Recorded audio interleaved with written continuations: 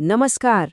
आज के इस खास विश्लेषण में हम इतिहास के एक ऐसे पन्ने को पलटने वाले हैं जो सैन्य संयम और अचूक रणनीति की एक बिल्कुल परफेक्ट मिसाल है। हम बात कर रहे हैं एक ऐसे हाई स्टेक्स मिशन की जहां एक छोटी सी भी चूक के परिणाम देश के लिए बेहद खतरनाक हो सकते थे। तो चलिए इस रोमांचक और रणनीतिक सफर की शुरुआत करते हैं। जरा सोचिए, एक बेहद पवित्र धार्मिक स्थल है, अंदर हथियारबंद चरमपंथी छिपे हुए हैं और आपको उन्हें हराना है, वो भी बिना एक भी गोली चलाए। सुनने में एकदम नामुमकिन लगता है ना? खैर, ये कोई किताबी सवाल नहीं है, बल्कि ये वो असल और बेहद तनावपूर्ण स्थिति थी जिसका सामना सुरक्षा बलों को स्वर्ण मंदिर में करना पड़ा था। आज हम यही समझने वाले हैं कि इस नामुमकिन से दिखने वाली चुनौती को कैसे पार किया गया और कैसे दिमाग ने हथियारों को पूरी तरह से मात दे दी। तो चलिए सबसे पहले चलते हैं 1988 के उस दौर में जब स्वर्ण मंदिर में ये गंभीर संकट खड़ा हुआ था। अब 1980 के दशक का पंजाब, आतंकवाद अपने चरम पर था। हम सबको याद है 1984 का ऑपरेशन ब्लू स्टार, जहां भारी सैन्य बल के इस्तेमाल से काफी नुकसान हुआ था और पूरे देश में एक गहरा राष्ट्रीय तनाव फैल गया था। उस त्रासदी से सीखते हुए जब 1988 में चरमपंथियों ने मंदिर परिसर में फिर से मोर्चा संभाला, तो इस बार ऑर्डर्स बिल्कुल साफ और बेहद सख्त थे। कोई सीधा हमला नहीं होगा, मंदिर को किसी भी कीमत पर एक खरोच तक नहीं आनी चाहिए और सारा फोकस सिर्फ और सिर्फ भारी दबाव बनाने पर होगा। मतलब पिछली गलतियों को दोहराने की कोई गुंजाइश ही नहीं थी। अब जब सीधे हमले की मनाही थी, तो फिर रास्ता क्या था? यहीं से शुरू होती है खुफिया जानकारी जुटाने की प्रक्रिया और अंडरकवर ऑपरेशंस का फायदा। और जब हम अंडरकवर इंटेलिजेंस की बात करते हैं ना, तो एक नाम इतिहास में बिल्कुल सुनहरे अक्षरों में दर्ज है, अजित डोभाल। सच कहूं तो इस अकेले इंसान ने अपनी जान पर खेलकर पूरे मिशन का गेम ही पलट दिया था। उन्होंने कभी एक रिक्शा चालक तो कभी एक आईएसआई एजेंट का वेश धरकर चरमपंथियों के बीच घुसपैठ की। जरा उनकी इस अकल्पनीय बहादुरी के बारे में सोचिए। उनकी वजह से बाहर मौजूद कमांडरों को अंदर की सटीक जानकारी मिल रही थी, चरमपंथियों की संख्या, उनके हथियारों का जखीरा और उनके ठिकानों की स्थिति। इस सटीक अंदरूनी जानकारी के बिना सच मानिए तो कोई भी घेराबंदी सफल हो ही नहीं सकती थी। इस अंडरकवर ऑपरेशन से 3 सबसे बड़ी कामयाबियां हासिल हुईं। पहला, परिसर के अंदर एक बेहद गुप्त और सफल घुसपैठ। दूसरा, ग्राउंड पर असल में चल क्या रहा है, इसकी रियल टाइम जानकारी मिलना। और तीसरा सबसे बड़ा फायदा, चरमपंथियों की आगे की रणनीतियां सीधे बाहर खड़ी सिक्योरिटी फोर्सेस तक पहुंचने लगीं। इस इंफॉर्मेशन ने बलों को एक ऐसा स्पष्ट नक्शा दे दिया जिससे उन्हें अंधेरे में तीर चलाने की कोई जरूरत ही नहीं पड़ी।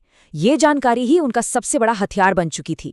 अंदर की पूरी खबर मिल चुकी थी, तो अब बारी थी इसे लागू करने की।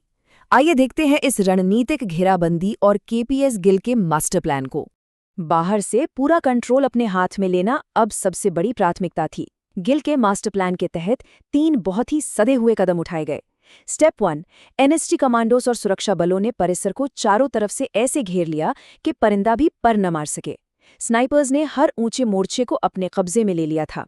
स्टेप 2, मई महीने की उस चिलचिलाती गर्मी में बिजली, पानी और राशन की पूरी सप्लाई काट दी गई।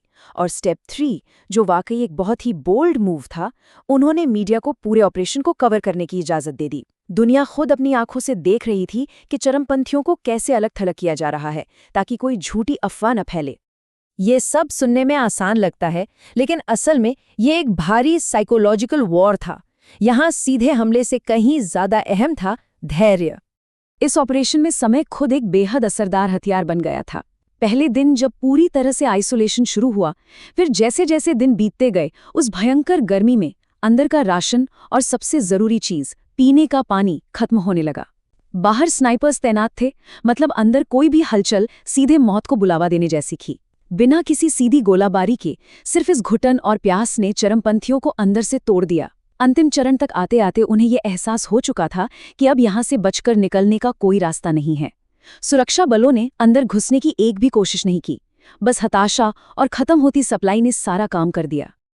और फिर आता है इस पूरे ऑपरेशन का सबसे अहम पड़ाव, एक विजयी समाधान, और वो भी बिना खून बहाए। शांतिपूर्ण आत्मसमर्पण। ये कूटनीतिक और साइकोलॉजिकल शिकंजा इतना कस चुका था कि अंततः बिना कोई बड़ा संघर्ष हुए एक शांतिपूर्ण आत्मसमर्पण देखने को मिला। इसके नतीजे सच में ऐतिहासिक रहे। सबसे बड़ी सफलता ये थी कि स्वर्ण मंदिर की पवित्र इमारत को लगभग कोई नुकसान नहीं पहुंचा। कई प्रमुख चरमपंथियों को जिंदा पकड़ लिया गया, जिससे बाद में बहुत अहम जानकारियां हासिल हुईं। और सबसे महत्वपूर्ण बात, राज्य की सुरक्षा व्यवस्था पर जनता का भरोसा फिर से कायम हो गया। इस नो डैमेज रूल ने एक घायल देश के विश्वास को फिर से जोड़ दिया था। दिमाग हथियारों से ज्यादा ताकतवर होता है, ये सिर्फ कहने की बात नहीं है, बल्कि ऑपरेशन ब्लैक थंडर से मिलने वाला सबसे बड़ा सबक है।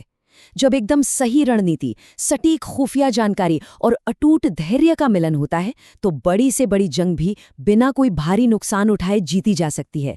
ये ऑपरेशन हमेशा इस बात का सबूत रहेगा कि संयम में असल में कितनी शक्ति होती है।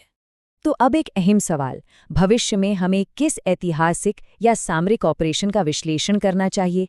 अगर इतिहास की इन बारीकियों और रणनीतियों का ये डीप डाइव पसंद आया हो तो लाइक ज़रूर करें, चैनल को सब्सक्राइब करें और कमेंट्स में अगले विषय के लिए अपने सुझाव हमें बताएं।